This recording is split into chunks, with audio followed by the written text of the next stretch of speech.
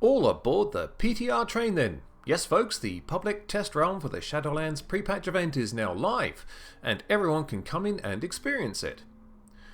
You'll be able to live through the zombie invasion and the beginnings of the Shadowlands story, as well as all of the changes for your class as they currently stand. To get on to the PTR, you need to access your account options, go to Games and Subscriptions from the left-hand menu, and then choose Create PTR Account. Then reboot your Battle.net launcher and the PTR option should be available for you to install. But bear in mind that said install is 20 gig, but it is an interesting 20 gig. Now, once you log on, you can copy across your characters from the live servers if you wish, or if you fancy something a little different, you can go to the new character creation screen and try out some of the new styles that Shadowlands is offering. You can also do the 1 to 10 Starters Island, Exile's Reach, and experience the new leveling system. And rumour has it, I haven't been as yet, that there are Lich King bosses wandering around up in Northrend that do need a kicking. The point of this PTR is mainly to complete the first part of the quest chain and report on any problems. And no, zombies are not problems, they're flavour. If you opt to end up in your capital city, however, you'll notice a lot of antisocial zombie types wandering around tearing things to pieces. Now, don't be alarmed, you will be one soon. Those players familiar with the Wrath of the Lich King pre-patch will know what to expect already. Basically, you'll try to pick up the starter quests while being attacked by zombies, become a zombie yourself, and then attack other players or blow yourself up. You'll die, and rinse repeat. For people who like becoming zombies, this is an absolute treat. For those of you who prefer to just, I don't know, pick up the quests and get on with things, well, not so much. And naturally there are all the things you expect from a test server free-for-all. Lag, sudden disconnects, black character screens, it's best to wait them out I find, and the general chat toxicity amped up a few more notches. In any case, one of the important things, as already mentioned, will be your class changes for Shadowlands, and the PTR is a good chance to take a look at your spellbook and see how things feel for you. You might find, as I did, that bar space becomes a bit of an issue as you shuffle things about. You see what I did there? Angry Dave and Touch of Death need a home, as does Spinning Crane Kick. You'll need to leave a space for Clash because you'll be getting that at level 52. Plus, of course, your 2 Covenant abilities, whichever you choose. But take your time and try everything out, it's fun. And remember, if you don't like something, report it. It is a test environment after all. I mean, the PTR isn't beta, but that doesn't mean that your feedback isn't important. Just don't report good changes as possible bugs, like Chi Torpedo having 2 charges again. I'm not reporting that. That's fine as is. Talking of beta, they got another update as well, and there are a number of significant updates for brewmasters.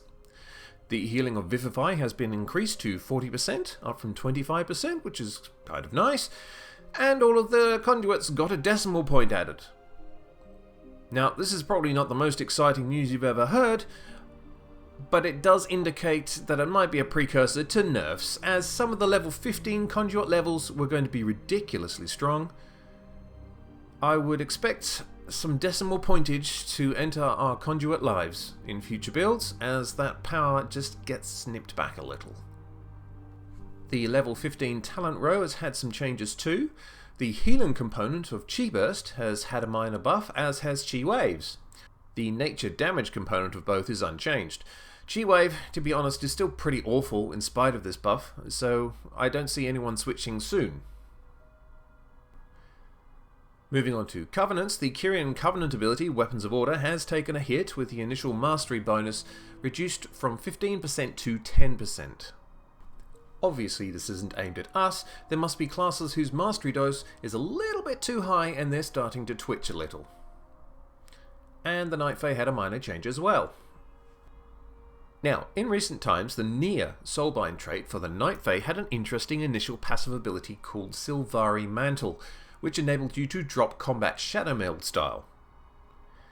Obviously, this was looked at rather favourably for Mythic Plus possibilities, and Blizzard have removed it in this build, replacing it with Run Without Tiring, which is far less fun, but overall the change is totally understandable. After all, if you have something that powerful, then a lot of Mythic Plus players will take it and start declining people based upon whether or not they have it, and Blizzard just doesn't like that sort of thing. And given that they don't like that sort of thing, I would be a little worried about the Venthyr ability as well. But we'll see. Anyway, more on Mythic Plus. Some new affixes have been data mined in this latest build, so could this be the start of a new round of challenges for our Mythic Plus enthusiasts? Inspiring looks like you need to burn down the mini bolstering saviour in the trash pack. Spiteful could be a real pain if those fiends rise and fixate, i.e. cannot be taunted or threatened in any way. And Storming reminds me of those Sethrak mobs who would just spin and sort of bang you away. God, they were annoying. I wonder if there would be a knockback, or if it would be more of a don't stand in this.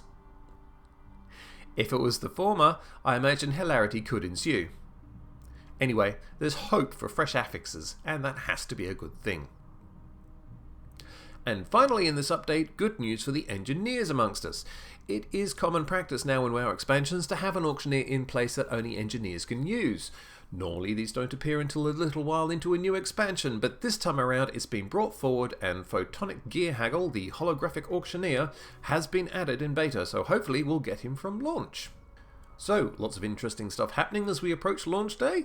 If I were to be speculative, this was a pretty early launch for a pre-patch PTR, and a lot of people were anticipating it to be somewhat later than this.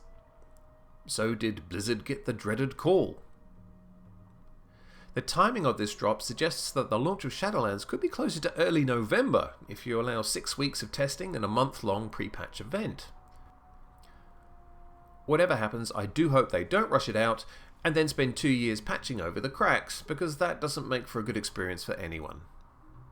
Well, I had best be off. I have some testing and trying to do, a few bug reports to file, and probably a few unsolicited brewmaster suggestions as well.